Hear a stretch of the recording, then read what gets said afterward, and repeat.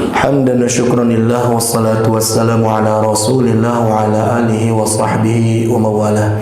Asyhadu an la ilaha illallah wahdahu la syarika lah wa asyhadu anna Muhammadan abduhu wa rasuluhu alladzi la nabiyya ba'da. Faqad qala Allah ta'ala fil Qur'anil Karim wa huwa asdaqul qailin. Ya ayyuhalladzina amanu taqullaha haqqa tuqatih wa la tamutunna illa wa antum muslimun.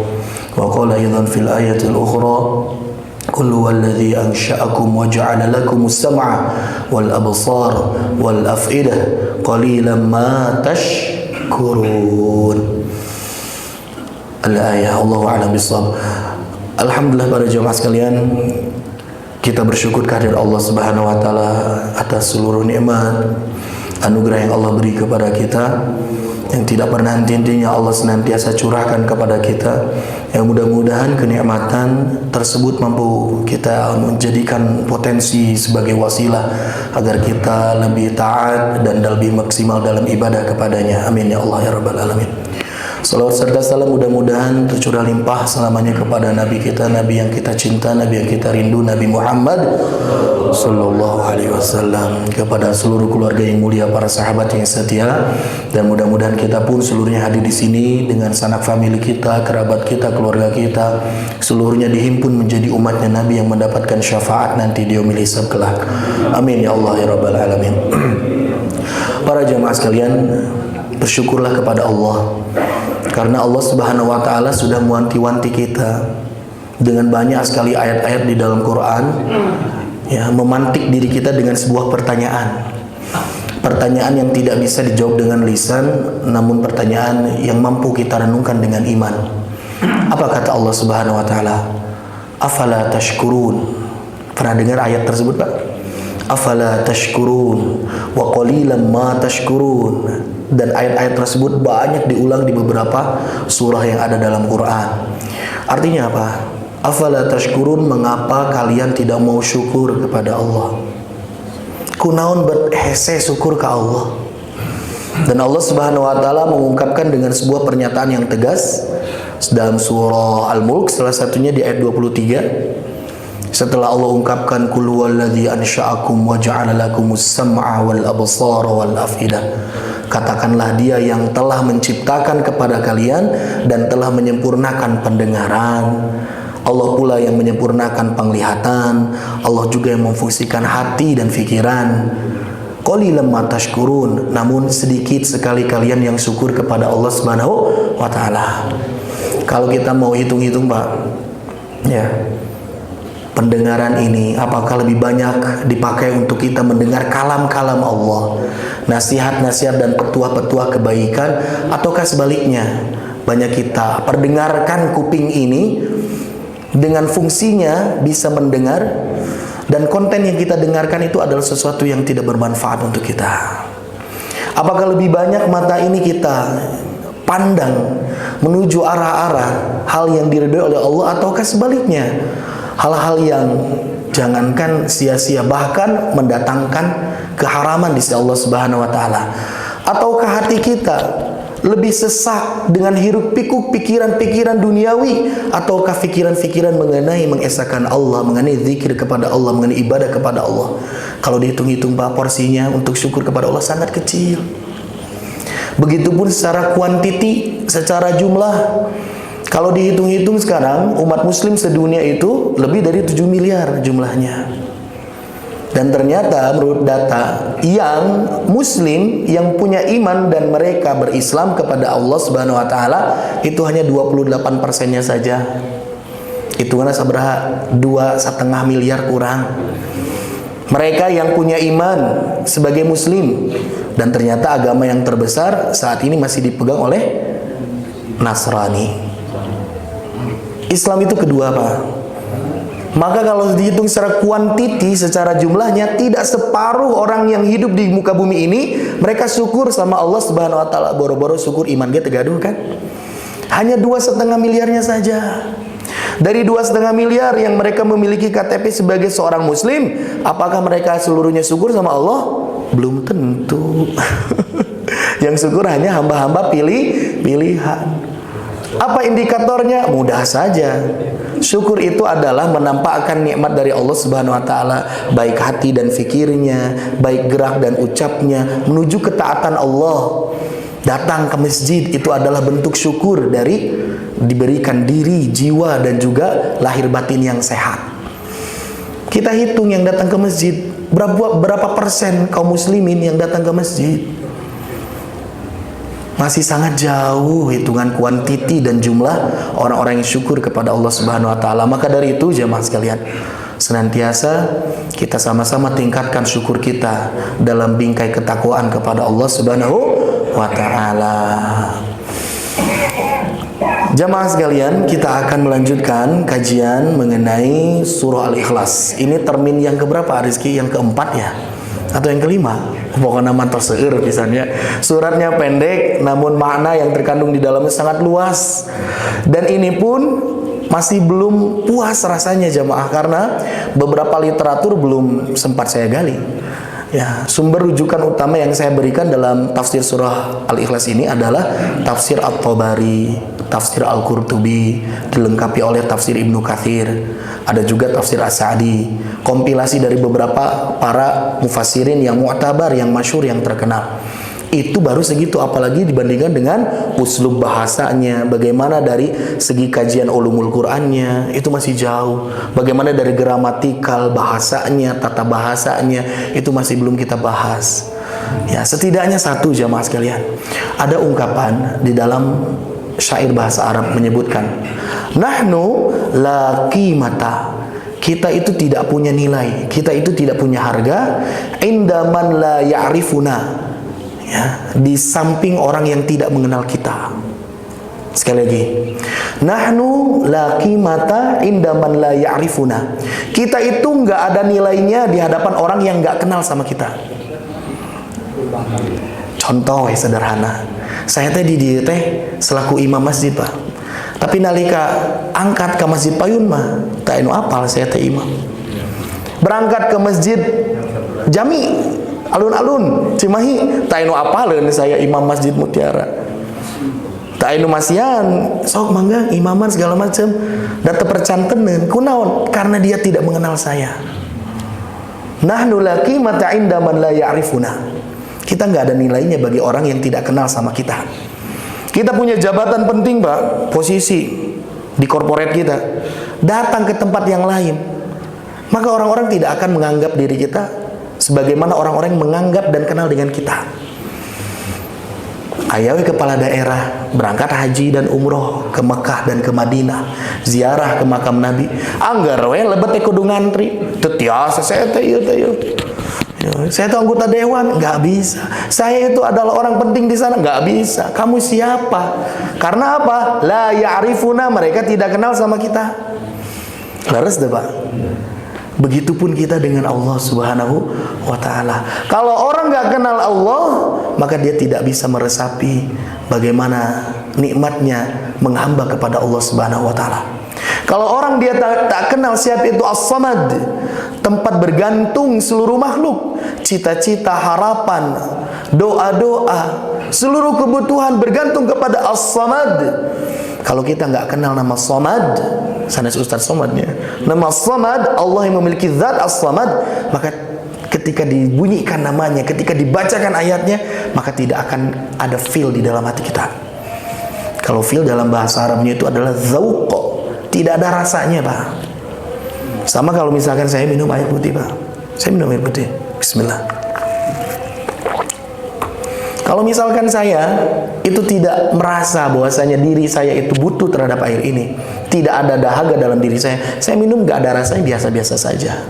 Tapi ketika kita merasa butuh dengan air ini, bahkan kita merasa haus dan dahaga yang sangat, komodil lamun tos saum sepanjang hari minum, lek nikmat Pak. Kita merasa sangat butuh dengan air ini. Begitupun dengan Allah Subhanahu wa ta'ala. Kalau kita tidak merasa butuh dan kita tidak merasa kenal dengan Allah, dengan sosok dan zatnya yang maha sempurna, maka tidak akan ada rasa di dalam hati kita. Maca kulullahu ahad 100 kali we moal aya rasaan. Nggak ada bekasnya. Karena apa? Kita tidak mengerti dan kita tidak mengenal siapa Allah. Padahal pentingnya naon ma'rifatullah.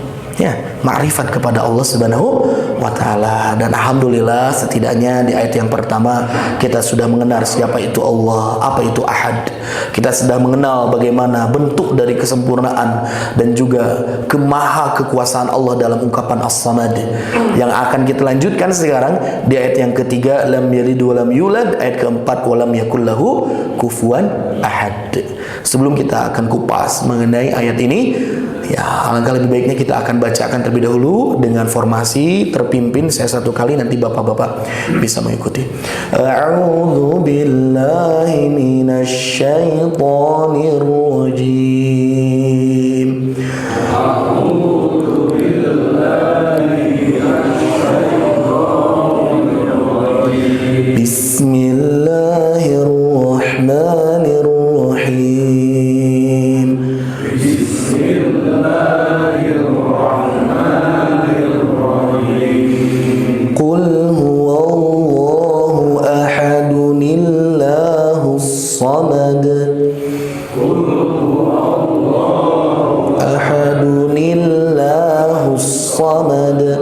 Lam yalid wa lam yulad wa lam yakul lahu kufuwan ahad. Lam yalid wa lam yulad wa lam yakul lahu kufuwan ahad. Shadaqallahul azim. Sami'na wa ata'na ghufranaka rabbana wa ilaikal masir. Allahumma arhamna bil Qur'an. Jamaah sekalian, qul katakanlah, huwa dia itu, Allahu Allah, ahadun yang maha esa. Allahu Allah, as-samadu tempat bergantung. Lam yalid, Allah itu tidak memiliki putra. Yalid itu dari walada, Pak. Mantakna lamun aya budak alit disebutna walad. Walad itu anak kecil, laki-laki, walad disebutnya. Kalau orang tuanya sebut walid. Ya, jadi orang yang telah melahirkannya sebut walid. Allah lam yalid, Allah itu tidak memiliki anak, Allah tidak memiliki putra, Allah tidak memiliki keturunan. Walam yulad, dan Allah pun yulad, tidak dilahirkan. Dan Allah tidak dilahirkan, Allah tidak diperanakan, sugan Allah teh titisan ti mana, Allah teh keturunan saha teu aya. Ini menafikan jenis-jenis kemakhlukan yang ada dalam diri seorang manusia. Ya, yang namanya manusia seluruhnya, jamaah sekalian, pasti dia akan memiliki potensi untuk berkembang biak. Dia bisa menikah, setelah itu dia bisa memiliki keturunan. Dia punya anak. Dan Allah tidak memiliki sifat sebagaimana manusia. Itu adalah makhluk. Walam yulad, manusia itu tidak mungkin ada dengan sendirinya, melainkan pasti dilahirkan. Satu-satunya manusia yang tidak dilahirkan siapa, jemaah? Nabi Adam. Dan itu pun tetap diciptakan langsung oleh Allah Subhanahu wa taala. Nah, ada manusia itu yang dia itu dilahirkan lengkap dari sepasang ibu dan ayah. Punya ibu, punya ayah sebagaimana kita. Ada manusia yang terlahir tanpa memiliki ayah. Ada siapa? Sanes yang hamidun, ya, sanes hamil yang di luar nikah itu bukan. Dia lahir nggak punya ayah gitu ya. Nggak tahu ayah yang kemana, terlalu banyak. Yang dia lahir memang tidak melalui proses sebagaimana manusia sebagaimana umumnya. Sebagaimana Nabi Isa nggak punya ayah. Ya, ditiupkan langsung ruhnya oleh Allah Subhanahu wa taala ke dalam rahim Maryam. Itu lahir tuh tanpa punya ayah. Ada lagi manusia yang hadir tanpa memiliki ibu. Ada nggak, Pak? Siapa? Iya, Siti Hawa. Siti Hawa itu tidak dilahirkan. Lahir di mana Siti Hawa? Maka Siti Hawa itu dia diciptakan dari tulang rusuknya Adam, yang paling atas, yang paling bengkok. Itu adalah Siti Hawa yang tidak dilahirkan dari seorang perempuan. Ya, yang tidak dilahirkan laki-laki dan perempuan, itu Nabi Adam. Nah, maka Allah Subhanahu wa taala terhindar dari sifat-sifat ini. Allah tidak dilahirkan, Allah pun tidak diciptakan. Allah itu senantiasa ada, tidak bermula dari ketiadaan. Dan Allah itu maha awal yang tidak ada permulaan selain Allah, dan Allah maha akhir yang tidak ada akhir selain Allah subhanahu wa ta'ala. Pokoknya Allah itu tidak sama dengan makhluknya. Walam yakul lahu kufuwan ahad, dan tidaklah keadaan Allah, bagi Allah itu ada kufuwan. Kufuwan tenaun. Kufuwan itu sebagaimana bahasa hadis. Kalau kita biasanya sepuh baheula termasuk sepuh abdi itu memberikan wasiat, nasihat pernikahan sebelum nikah, cari nanti istri teh, pasangan teh yang kayak gimana, yang sekufu saurna teh. Pernah dengar nggak? Sanes sekukunya, sekufu. Cari itu yang sekufu. Dan ternyata ini berdasarkan hadis Nabi Muhammad SAW. Kata Nabi, nikahilah seseorang yang sekufu. Kufu teh naon? Yang setara. Sekufu dalam apa? Sekufu dalam tingkat kecerdasan, pendidikan, ya. Sekufu dalam bidang akademiknya. Susah kalau misalkan sekarang seorang istri perempuan dia memiliki gelar doktor, tapi suaminya nggak sekolah-sekolah acan, susah ketemunya. Susah juga ceritanya kalau kita nikahin anak orang kaya, Pak. Istri kita terlampau sangat kaya sekali, sedangkan kita orang yang biasa-biasa. Nanti ketika perumah tangga teh ditindas orang teh siga kutu, trek. Dipites naon cenah, ada maneh mampas nikah jeung urang teu mawan naon. Beunghar aya pakaya ayeuna, gedong sigrong teh kusaha? Ku kami, surna teh. Ku sepuh abdi cenah. Sekufu dalam apa? Dalam tingkat ketampanan dan kecantikan itu perlu, Pak. Kunaon? Nya ayeuna kita nikah dengan istri kita yang cantik, kita nyebut alhamdulillah. Tapi istri kita menikahi kita nyebutnya naon? Innalillahi atau naudzubillah. Kan bahaya. Kita biasa aja bawa istri kita ke pernikahan, istrinya cantik jelita, orang lain kan nyebut eta cenah kumaha bisa gitu ya. Make pelet naon kan bener teh percaya gitu. Picarioseun lah pokoknya mah. Ya, kalau kita lihat sepasang sejoli ya yang sedang menikah gitu ya, kita lihat asa teu mararatut pisan gitu. Langit dan bumi, bukan lagi langit dan bumi, bainas sama wasumur gitu. Jadi jamaah sekalian, ya sekufu itu penting. Agar apa?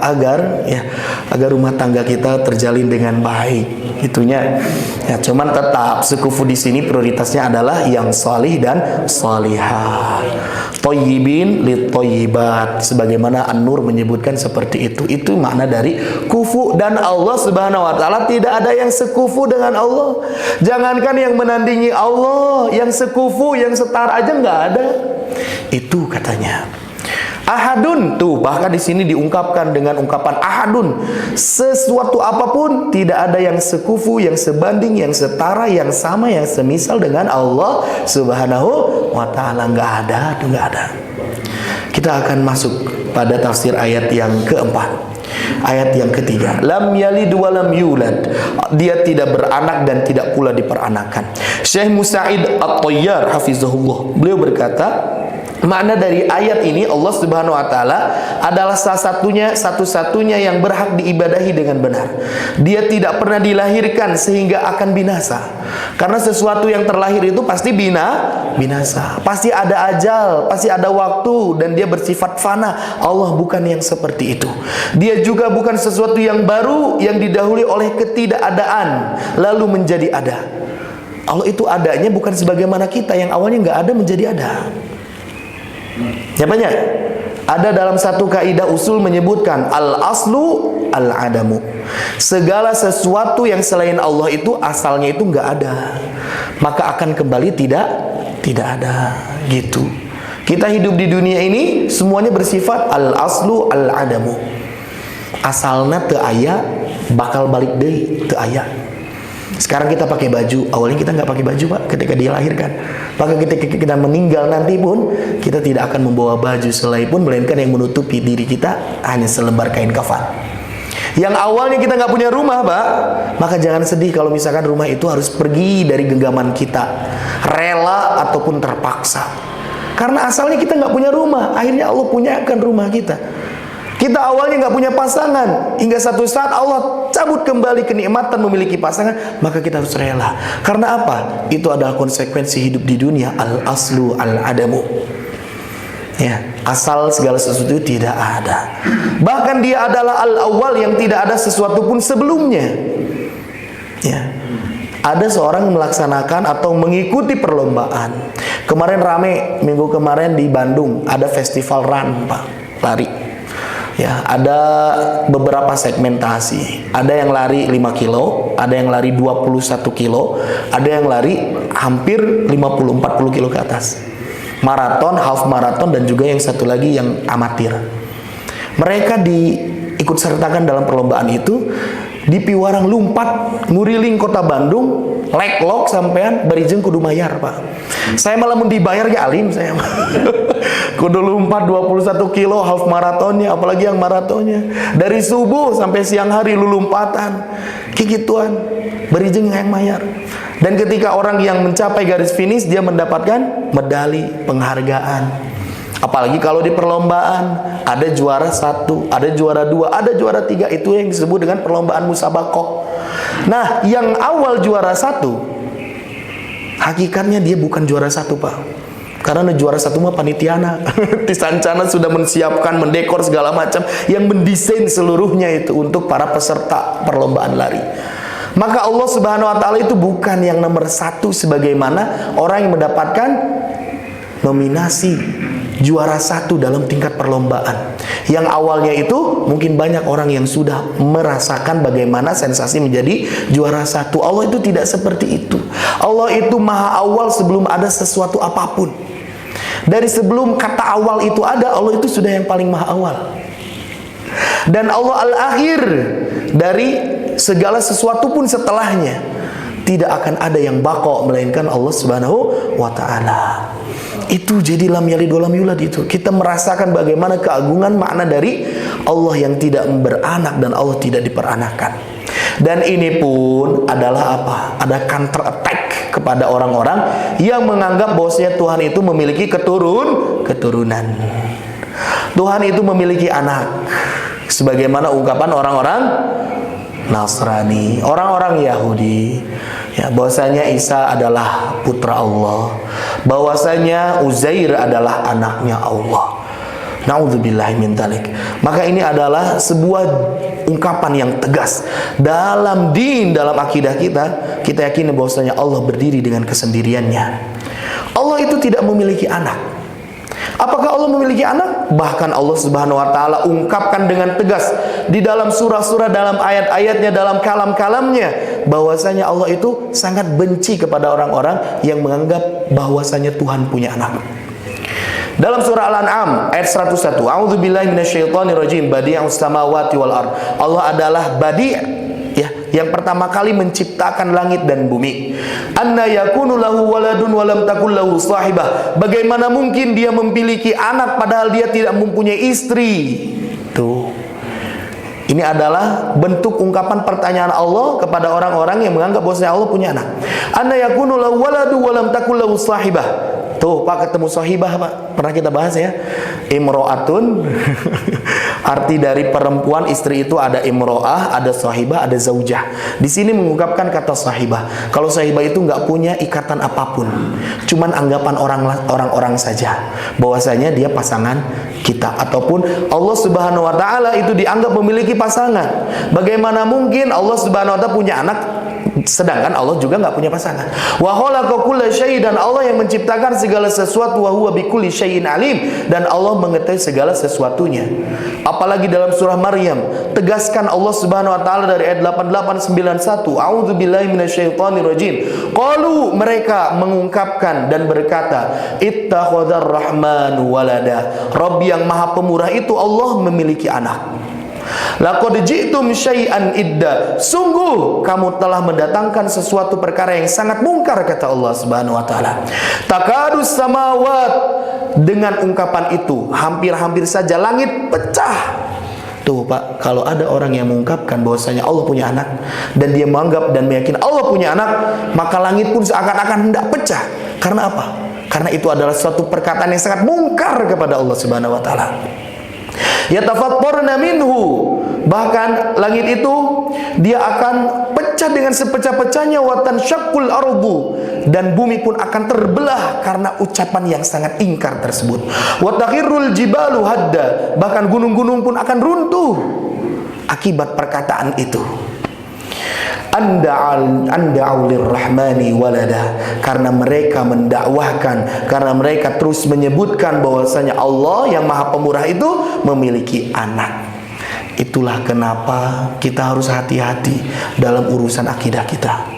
Jangan sampai kita ya jemaah sekalian, kita itu meyakini bahwasanya Allahu Ahad, Allahu Samad, Allah Maha Esa, dan Allah itu tempat bergantung. Tidak ada yang layak untuk digantungkan harapan melainkan hanya kepada Allah Subhanahu wa taala. Tapi kita kadangkala bermudah bertasamuh, ya, menganggap bahwasanya pikiran orang lain yang mengungkapkan Allah punya anak itu bisa kita tolerir. Nggak bisa, jemaah.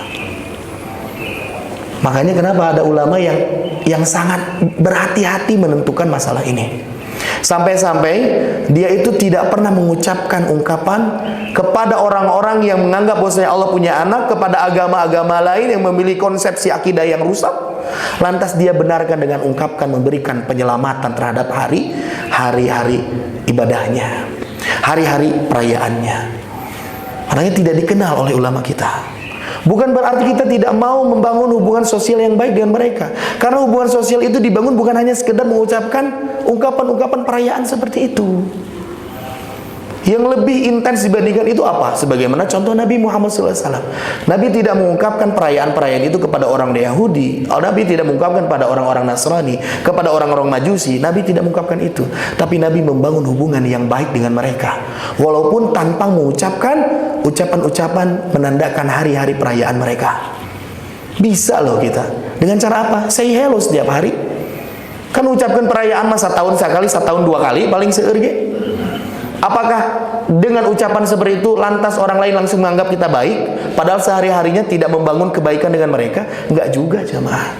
Maka dari itu bangun hubungan baik, namun untuk masalah akidah harus tetap hati-hati, harus tetap kita jaga. Ada yang mengungkapkan, ada eta mah cuma omongan wungkul. Tuh, iya buktiin aku omongan kieu teh, langit bakal belah. Ku cariosan kieu teh dengan kemungkarannya. Ya, itu bumi akan bergetar, bahkan sampai gunung-gunung akan hancur lebur. Dengan ungkapan seperti itu, hanya dengan ucapan. Maka dari itu hati-hati jemaah sekalian. Say hello setiap hari, ya. Silaturahim dengan mereka dengan mengungkapkan kebaikan, dengan memberikan hadiah, tidak apa-apa. Jadi jangan hanya ya terstigma dalam ucapan-ucapan perayaan. Bukti maha baiknya Allah Subhanahu wa taala. Qalallahu, ini adalah ungkapan dalam hadis qudsi. Hadis qudsi itu pada dasarnya firman Allah Subhanahu wa taala, cuman melalui lafaz Nabi Muhammad SAW. Apa bedanya dengan Quran? Kalau Quran mah lafaznya langsung dari Allah. Wahyu firman langsung dari Allah. Nabi hanya menukil saja. Adapun mengenai hadis qudsi, firmannya dari Allah tapi lafaznya dari Nabi Muhammad sallallahu alaihi wasallam. Ini firman dari Allah Subhanahu wa taala yang dilanjutkan dengan lisannya Nabi dalam hadis qudsi. Kata Allah Subhanahu wa taala, "Qalallahu kadzdzabani ibnu Adam." Sungguh bahwasanya anak Adam telah mendustakanku, walam yakul lahu dzalik, padahal dia tidak pantas untuk melakukan itu kepada aku. Dia tidak pantas mendustakanku, kata Allah Subhanahu wa taala. Wa syafatani wa syamatani walam yakul lahu dzalik. Dia juga berani mencelaku, padahal sejatinya dia tidak pantas untuk melakukannya. Amma takdzibuhu iyaya an yaqula inni lan u'idahu kama bada'tuhu. Apa bentuk dari pendustaan anak Adam kepadaku? Mereka mengatakan bahwasanya aku tidak akan menghidupkannya kembali sebagaimana aku telah memulai penciptaannya mereka. Jadi anggapan dusta kepada Allah Subhanahu wa taala adalah sebuah keyakinan bahwasanya dirinya itu tidak akan kembali dibangkitkan. Setelah hidup teh udah mati beres. Nah, itu teh adalah ungkapan yang dusta kepada Allah. Wa amma syatmuhu iyaya an yaqula takhadallahu walada. Adapun celaan yang ditujukan kepadaku adalah dengan apa? Dengan mengungkapkan bahwasanya aku memiliki anak. Wa anna as-samadul ladzi lam alid wa lam ulad. Padahal sesungguhnya aku adalah as-samad. Aku berdiri sendiri, aku tempat bergantung. Aku adalah as-samad yang tidak memiliki anak dan juga tidak pula diperanakan.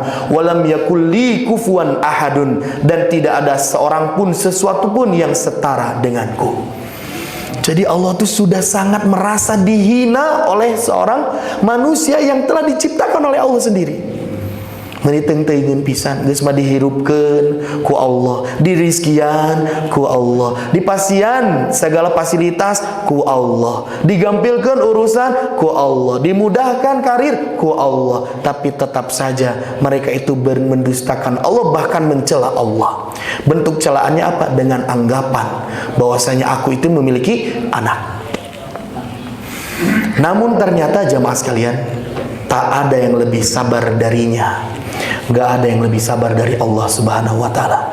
Laisa ahadun aw laisa syai'un asbaru ala adza sami'ahu minallah. Tidak ada seorang pun yang lebih sabar daripada Allah terhadap gangguan yang dia dengarkan. Setiap harinya ada kan manusia-manusia yang diciptakan oleh Allah Subhanahu wa ta'ala, itu mereka mengagungkan Tuhan selain Allah. Ada kan mereka yang malah memberikan kurban mereka, sesajen mereka itu kepada selain Allah. Kumah lamun orang misalkan ayeuna kita mendidik anak sendiri, kita sudah besarkan dengan kasih sayang, kita sudah berikan seluruh keperluan, kita sudah tunaikan kebutuhan, bahkan kita rela untuk tidak menikmati hasil jerih payah pekerjaan kita, seluruhnya kita investasikan untuk anak kita. Tapi anak ngabalieur Pak, salim wege embung misalkan, nyebut bapak wege embung, teu ngaku ka urang selaku bapak. Kumaha rasana Pak? Gampleng gitu. Menit mikir pisan. Nah, manusia yang tidak mau beriman sama Allah itu bagaimana itu Pak? Allah yang sudah hidupkan dia, yang Allah merawat dia, Allah hidupkan dia, Allah menjamin seluruh kehidupan di dunianya. Namun dia nggak mau meyakini bahwasanya Allah adalah Robnya. Jauh beda seperti itu. Tapi Allah tetap sabar. La yad'una lahu waladan, bahkan orang-orang itu mengungkap bahwasanya Allah punya anak. Wa innahu la yu'afihim wa yarzuquhum, dengan ucapan-ucapan umpatan, hinaan, celaan itu. Namun Allah Subhanahu wa taala tetap memberikan keselamatan, tetap memberikan kesehatan dan memberikan rizki kepada mereka. Ya. Itulah Allah Subhanahu wa taala. Luar biasanya Allah. Tuh dia teh nggak punya iman, dia teh orang non muslim, tapi kehidupannya teh lancar gitunya. Tapi kehidupannya teh penuh dengan kebahagiaan, terlihatnya teh seperti itu. Padahal tos culangung ke Allah Subhanahu wa taala. Tapi tetap saja Allah berikan haknya hidup di dunia. Karena Allah Subhanahu wa taala memiliki sifat Rahman dan Allah memiliki sifat Rahim. Iya, berikan seluruhnya. Bagi orang yang bekerja keras, Allah akan berikan hasil dari kerja keras dan upaya selama hidup di dunia. Kebaikan-kebaikan yang dilakukan Allah berikan. Itu timbal balik dari kebaikan yang dilakukan walaupun dia bukan orang muslim sekalipun. Allah berikan tuh balasannya, tapi di dunia. Beda cerita kalau sudah di akhirat. Dan di ayat yang terakhir jamaah sekalian, walam yakun lahu kufuwan ahad, dan tidak ada seorang pun, sesuatu pun yang setara dengan Allah Subhanahu wa taala. Siapa yang mampu untuk baik sebagaimana baiknya Allah? Gak ada yang bisa. Baiknya manusia itu terkadang dipengaruhi oleh banyak faktor jemaah. Kenapa kita bisa baik? Karena dia baik sama kita, kan gitu.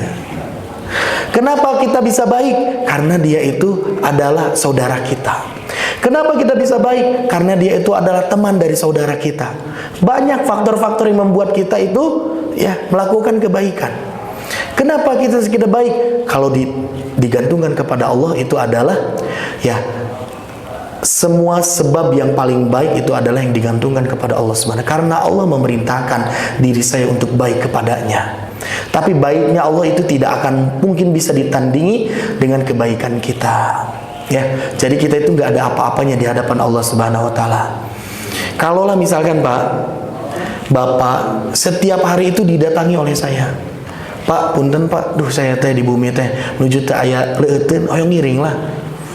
Musugan di bumi Bapak mah sanguna aya langkung aya leuwihna, saya ngiring. Sehari dua hari mah welcome Pak. 3 hari, 4 hari, 5 hari, 6 hari kaditu ari maneh saha? Budak sanes gitu kan. Babaturan heueuh tapi cik atuh mikir maknya cenah gitu. Kalau kita banyak meminta kepada makhluk, itu akan membuat kita hina di hadapannya. Tapi kalau kita banyak meminta kepada Rabb, kepada Allah Subhanahu wa taala, bukan kehinaan yang kita dapatkan melainkan kemuliaan, Pak. Kalau Bapak sedikit minta sama Allah, maka kita menjadi hina. Sebaliknya. Tapi kalau kepada manusia kita itu jarang meminta pertolongan kepada manusia, maka kita akan dimuliakan, jemaah. Tapi tidak dengan Allah Subhanahu wa taala. Walaupun kita setiap hari, setiap saat meminta kepada Allah, bahkan Allah akan meninggikan derajat kita. Apa makna dari lam yakul lahu kufuwan ahad? Annahu lam yakun lahu sahibah. Yang pertama, banyak hadis-hadis saya rangkum bahwasanya yang pertama itu para sahabat menganggap bahwasanya Allah itu tidak memiliki sahibah. Allah tidak memiliki rekan. Allah tidak memiliki partner. Allah tidak memiliki perkongsian. Allah Subhanahu wa taala tidak memiliki pasangan. Itu yang makna dari lam yakul lahu kufuwan ahad. Kalau di kita Pak, banyak kan perhimpunan-perhimpunan di mana di dalamnya itu orang-orang yang memiliki jurusan dan profesionalan yang sama. Jurusan keprofesionalan yang sama. Contoh ada IDI, Ikatan Dokter Indonesia. Ada juga IBI. Aya IDI, aya IBI. IBI mana naon? Ikatan Bidan Indonesia. Aya deui naon? Ikatan alumni. Ada kesamaan gitu. Kenapa misalkan ada ikatan-ikatan itu, ada partner, ada kesamaannya. Saya ikut klub, mobilnya sama semua, nggak mungkin ada yang beda, nggak bisa masuk kalau beda mobilnya. Begitupun pingpongers, gitu. Nah, itu pun di dalamnya ada kesamaan apa? Orang-orang yang suka dan gemar berlatih pingpong, kan ada kesamaan. Dan Allah Subhanahu wa taala itu tidak memiliki kesamaan apapun dengan setiap makhluknya, nggak ada. Makanya Allah nggak punya sahibah, tidak ada perhimpunan karena tidak ada yang sama dengan Allah Subhanahu wa taala. Kata santri kolot. Itu kan ada santri mutiara, ya dalamnya orang-orangnya santri semua. Terkadang sebutin kolot mah pernah muda. Yang kedua, innallaha ta'ala dzakarahu assasa samawati sab'i wal ardina sab'a. Nah, jadi jamaah sekalian, Allah Subhanahu wa taala banyak sekali mengungkapkan bahwasanya Allah itu assasas samawat. Allah yang mengasaskan samawat. Langit-langit seluruhnya itu asasnya adalah dibikin oleh Allah Subhanahu wa taala yang 7 lapisnya. Wal ardina sab'a, dan juga lapisan bumi yang 7 itu adalah diciptakan oleh Allah Subhanahu wa taala. Dan di dalam ayat ini Allah Subhanahu wa taala sedang menggambarkan kepada kita, wa innallaha lam yukafi'uhu ahadun min khalqihi. Dalam penciptaannya Allah itu tidak dibantu oleh siapapun. Tidak ada yang setara dalam menciptakan langit sebagaimana sempurnanya langit yang diciptakan Allah. Begitupun bumi, tidak ada yang mampu untuk membuat bumi sebagaimana yang Allah ciptakan.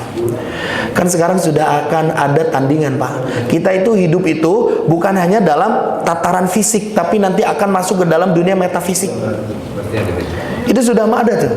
Siapa yang salah satu yang inisiasinya, yang jadi inisiatornya si Elon.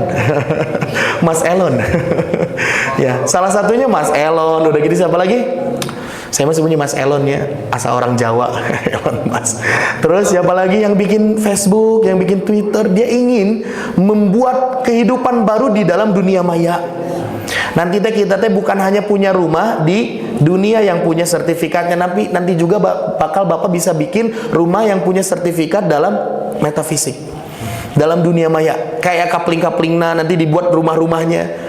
Bagaimana kita masuk ke dalam dunia itu? Ada alatnya yang dipancarkan dalam sonar, udah gitu masuk ke dalam ingatan kita, dalam kesadaran kita. Jadi kita hidup dalam dunia awang-awang.